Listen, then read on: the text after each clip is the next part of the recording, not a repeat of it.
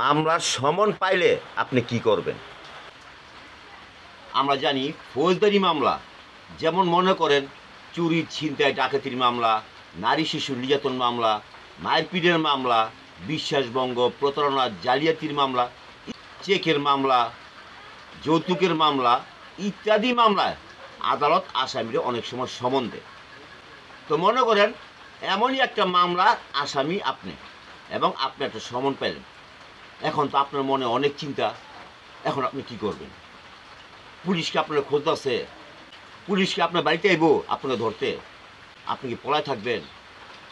এখন আপনি কি করবেন? এমন অনেক চিন্তা কিন্তু আপনার মনে আসবে, কারণ আপনি হচ্ছেন মামলা আসামি।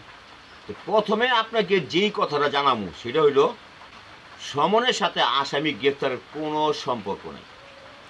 পুলিশ আপনাকে গ্রেফতার করতে আসবো না, আর পুলিশ আপনার খোঁজও করবো না। তাহলে আপনার কী করতে হবো? এখন আপনাকে যেটা করতে হবো সেটা হলো, আপনি যেই সমনটা আদালত থেকে পাইছেন ওই সমনে কিন্তু একটা কোডের নাম লেখা আছে, একটা তারিখ লেখা আছে, সময় লেখা আছে। ঠিক ওই অনুযায়ী আপনাকে ওই কোডে ওই দিন ওই সময়ে গিয়া হাজির হইতে হইব। তাহলে আপনি কী করবেন? আপনি একটা উকিল ধরবেন, উকিল দিলে আপনার কাগজপত্র সব দেখাইবেন। দেখানোর পরে ওই উকিল আপনাকে বইলা দিব ওই কাগজে লেখা আছে তারিখটা, সময়টা, কোডের নাম, ওইখানে আপনি গিয়া হাজির দিবেন। আর উকিলে আপনি অতি সহজে জামিন করা দিব, কারণ আপনি সমন আসামি।